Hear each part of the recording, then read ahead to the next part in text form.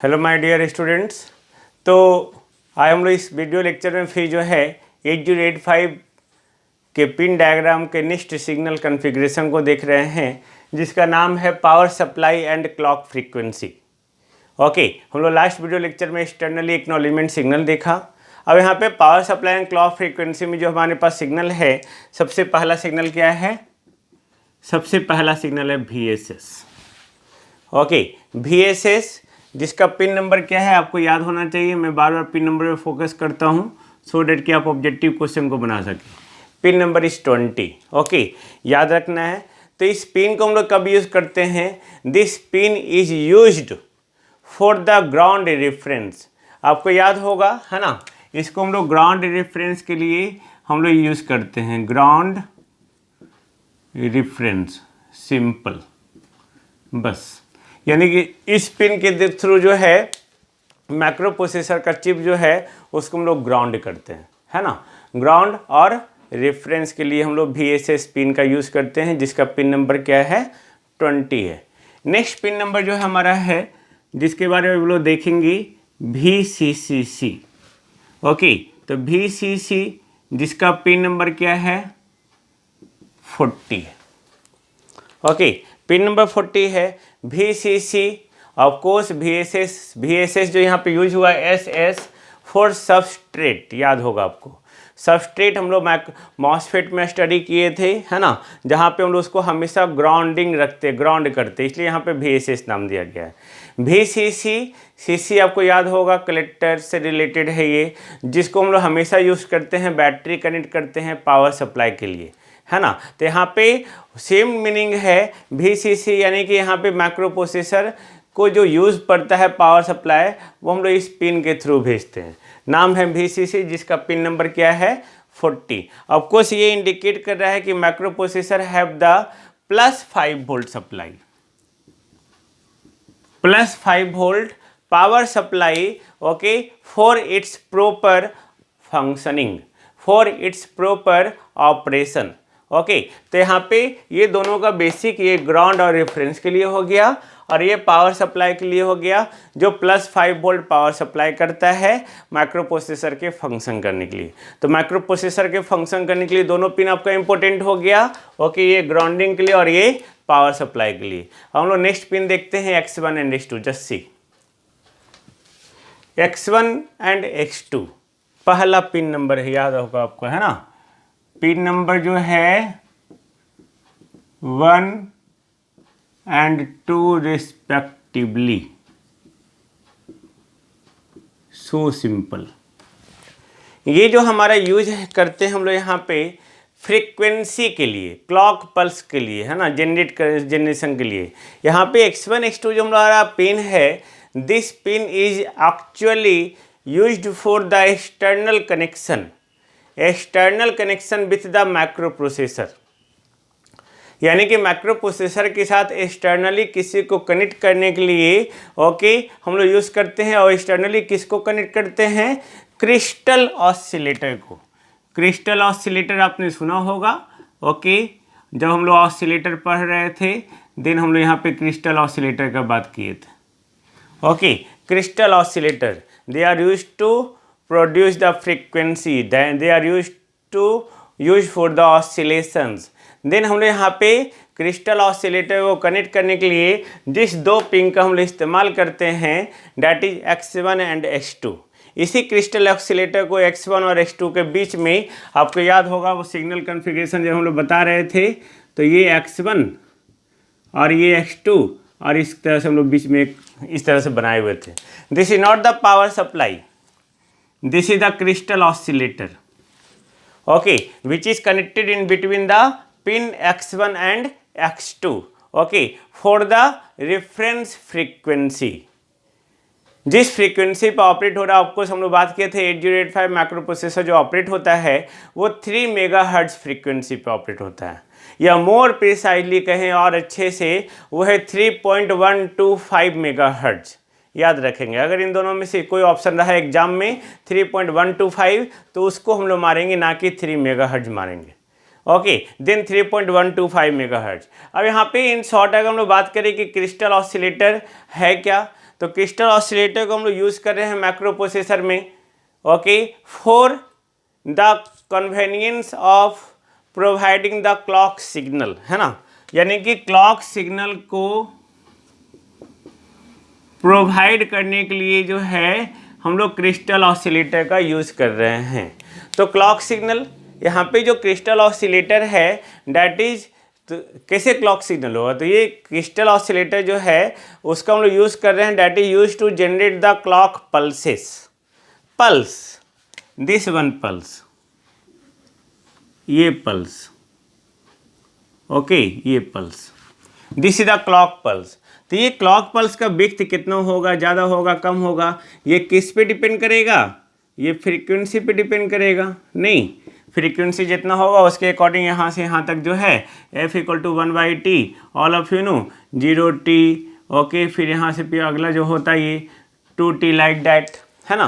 तो यहाँ पे क्लॉक पल्स को जनरेट करने के लिए हम लोग क्रिस्टल ऑसिलेटर का यूज़ कर रहे हैं, ओके। तो क्लॉक पल्स का हम लोग जनरेट करने के लिए, यानी कि वो क्यों, सो डैट कि अगर कोई भी डिवाइस अगर इससे कम्युनिकेट होना चाह रहा है, ओके, सिंक्रोनाइज होना चाह रहा है, तो उस डिवाइस का भी अपना क्लॉक पल्स होगा, उस डिवाइस का भी अपना फ्रीक्वेंसी होना चाहिए। तो दोनों को सिंक्रोनाइज करने के लिए, ओके, हम लोग यहाँ पे क्या करते हैं, क्रिस्टल ऑसिलेटर के द्वारा क्लॉक पल्स को जनरेट करते हैं।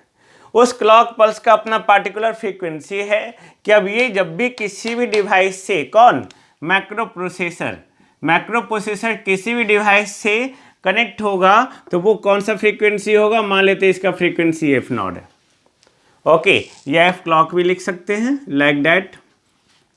तो ये इसी फ्रीक्वेंसी पे सिंक्रोनाइज होगा। तो उस फ्रीक्वेंसी को जनरेट करने के लिए एक पल्स चाहिए, तो ये पल्स कौन देगा, ये क्लॉक सिग्नल कौन देगा, वो है क्रिस्टल ऑसिलेटर, ओके। तो यहाँ पे क्रिस्टल ऑसिलेटर को हम लोग यहाँ पे इसलिए हम लोग हालांकि ऑसिलेटर के रूप में LC ऑसिलेटर भी यूटिलाइज कर सकते थे, RLC ऑसिलेटर भी यूटिलाइज कर सकते थे, बट हम लोग LC और RLC ऑसिलेटर के कंपेयर में हम लोग ये देखते हैं कि क्रिस्टल ऑसिलेटर जो है डैट इज मोर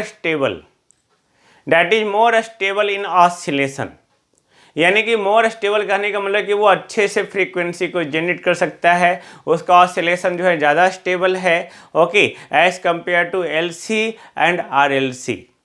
तो माइक्रो प्रोसेसर जो है हमने क्या बोला कि X1 X2 के बीच में जो है क्रिस्टल ऑसिलेटर यूज हुआ। क्रिस्टल ऑसिलेटर का काम क्या हुआ, ओके, क्लॉक सिग्नल को जनरेट करने के लिए, क्यों, सो डैट कि जो भी बाहर का पेरिफेरल डिवाइस है उसको सिंक्रोनाइज करने के लिए एक रेफरेंस फ्रीक्वेंसी चाहिए, यानी कि इस रेफरेंस फ्रीक्वेंसी को कौन जनरेट करेगा, ये क्लॉक पल्स, और ये क्लॉक पल्स या क्लॉक सिग्नल कौन जनरेट करेगा, ये क्रिस्टल ऑसिलेटर यानी कि ऑसिलेशन करने वाला। ऑसिलेशन यानी कि हम लोग जानते हैं फ्रीक्वेंसी, नंबर ऑफ ऑसिलेशंस पर सेकेंड लाइक डैट, ओके, यानी कि हम लोग फ्रीक्वेंसी का बात कर रहे हैं। तो यहाँ पे जो माइक्रो प्रोसेसर ऑपरेट्स हो रहा है, okay, they operates at half of the crystal frequency, यानी कि आप यहाँ पे याद रख सकते हैं F clock = F crystal by 2। And हम लोग सब जानते हैं जो क्रिस्टल ऑसिलेटर का फ्रीक्वेंसी होता है वो 6.250 ओके या 6 मेगाहर्ट्ज होता है। तो मोर प्रिसाइडली हम लोग बात करें, ओके, तो 6.250 होता है। तो 6.250 हुआ तो इसका आधा यानी कि इसका क्लॉक फ्रीक्वेंसी कितना हो गया, 3.125 मेगाहर्ट्ज और 3 मेगाहर्ट्ज, दिस वन। तो इस तरह से हम लोग बात करते हैं कि 8085 माइक्रो प्रोसेसर का जो है वो क्लॉक फ्रीक्वेंसी कितना है, वो 3 मेगाहर्ट्ज है। I think there should be no any problem इसमें जो है, यानी कि हम लोग बोल सकते हैं इसका क्लॉक फ्रीक्वेंसी या ऑपरेटिंग फ्रीक्वेंसी एग्जैक्ट 3.125 है, बट हम लोग रफली जो है 3 मेगाहर्ट्ज बात करते हैं। ओके, अब हम लोग नेक्स्ट जो सिग्नल, हम लोग 4 सिग्नल बात कर लिए, हम लोग क्लॉक आउट बात करेंगे। क्लॉक आउट नेक्स्ट सिग्नल है हमारा clock out. Okay, just see now next signal मैंने क्या कहा, क्लॉक आउट, जिसका पिन नंबर क्या है 37। इसका नेचर कैसा है, आउटपुट, यानी कि क्लॉक आउट भी जो है ये एक यूनी डायरेक्शनल आउटपुट सिग्नल है। बट हम लोग ने अभी तो बात कर लिया भाई X1 X2 के बारे में।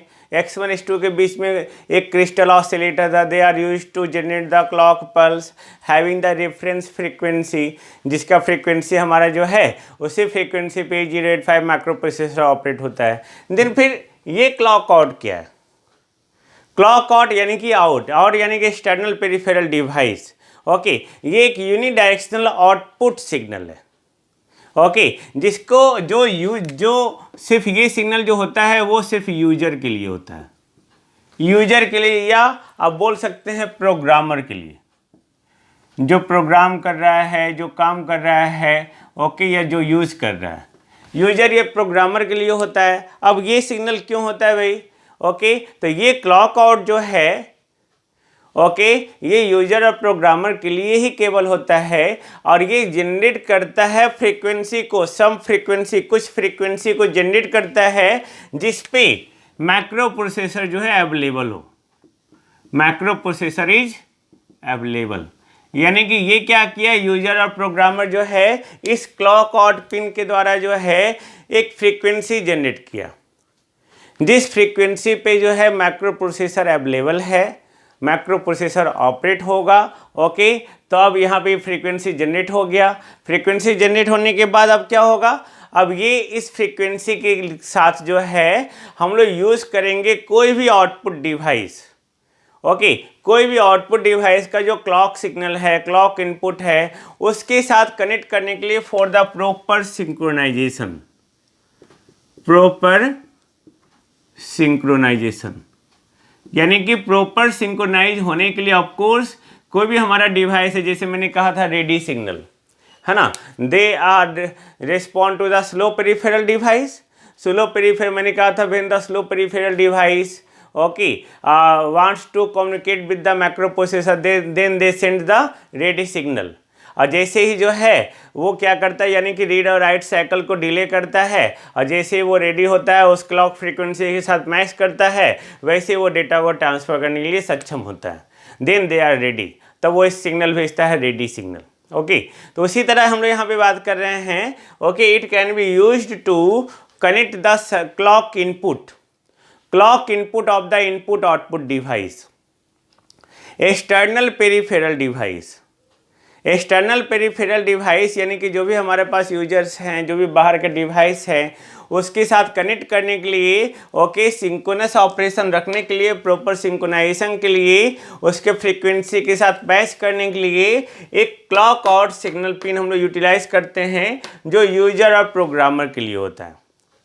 ओके, और ये क्लॉक आउट के साथ एक ऐसे फ्रीक्वेंसी को जनरेट करता है जिस फ्रीक्वेंसी पे मैक्रो प्रोसेसर क्या हो, अवेलेबल हो, और उसी फ्रीक्वेंसी पे एक्सटर्नल पेरिफेरल डिवाइस जहाँ पे उसके साथ कनेक्ट कर सके, उसके साथ सिंक्रोनाइज हो सके, उसी के लिए हम लोग क्लॉक आउट सिग्नल यूटिलाइज करते हैं। क्लियर है ना? तो हम लोग कोई भी एक्सटर्नल पेरिफेरल डिवाइस को कनेक्ट करना हो, ओके, तो हम लोग क्लॉक आउट सिग्नल को इस्तेमाल करेंगे for the proper synchronization. Now next हमारा जो सिग्नल है वो है रीसेट आउट। ओके, अब रीसेट आउट क्या करता है भाई? एक तो हमने रीसेट इन पढ़ा। ओके, तो ये रीसेट आउट क्या कहता है? रीसेट आउट, रीसेट आउट जिसका पिन नंबर जो है वो क्या है भाई? 37343 है। ओके, ये भी हमारा आउटपुट है। तो अब ये रीसेट आउट का पिन नंबर 03 या 3, ओके, और ये आउटपुट सिग्नल है, यानी कि ये एक यूनिडायरेक्शनल आउटपुट सिग्नल है। ये कहता क्या है? ये सिग्नल ये इंडिकेट कर रहा है कि मैक्रो प्रोसेसर जो है वो रीसेट कंडीशन में। रीसेट यानी कि आप उसको पुनः सेट कर सकते हैं किसी भी वैल्यू पे, किसी भी कंडीशन पे। इसलिए हम लोग, जैसे हम लोग एक मोबाइल है हमारा, है ना, मोबाइल हम लोग काम कर रहे हैं, हम लोग फिर से उसको रीसेट कर देते हैं। तो रीसेट कर दिए तो पहले ऐसा हो गया, और आपको जैसे बनाना है वैसे बना लो भाई, जिस मेल आईडी साथ अटैच करना उस मेल आईडी से साथ अटैच कर लो। ओके, बट अगर एक बार अटैच हो गया तो उसको तो रीसेट करना ही होगा ना, रीसेट किए तो बिल्कुल नया हो गया। ठीक उसी तरह यहाँ पे भी जो है ये बता रहा है, ये पिन जी, ये हमारा माइक्रो प्रोसेसर जो है वो रीसेट है, रीसेट कंडीशन में है। अब यहाँ पे इस सिग्नल का हम लोग यूज़ करते हैं, this signal may be connected to the input output device to reset them। यानी कि अब इस सिग्नल का इस्तेमाल करेंगे, ये बताया पहले माइक्रो प्रोसेसर रीसेट कंडीशन में है, उसके बाद इनपुट आउटपुट डिवाइस को जो कनेक्ट हो रहा है उसको रीसेट करने के लिए, to reset them, input output device को रीसेट करने के लिए इस सिग्नल का हम लोग यूज़ करते हैं और इस सिग्नल का कनेक्शन इनपुट आउटपुट डिवाइस के साथ करते हैं, एक्सटर्नल पेरिफेरल डिवाइस के साथ करते हैं। तो ये हमारा था power supply and clock frequency. Power supply and clock frequency जिसमें उन्होंने डिफरेंट सिग्नल को देखा है ना, VCC, VSS, X1 and X2, clock out and reset out. अब हम लोग नेक्स्ट वीडियो लेक्चर में देखेंगे serial input output ports. Okay, जो लास्ट पिन लेक्चर होगा पिन डायग्राम का। ओके, तो देखते रहो, आपको समझ में आएगा। Just entertain this video. Okay, thank you.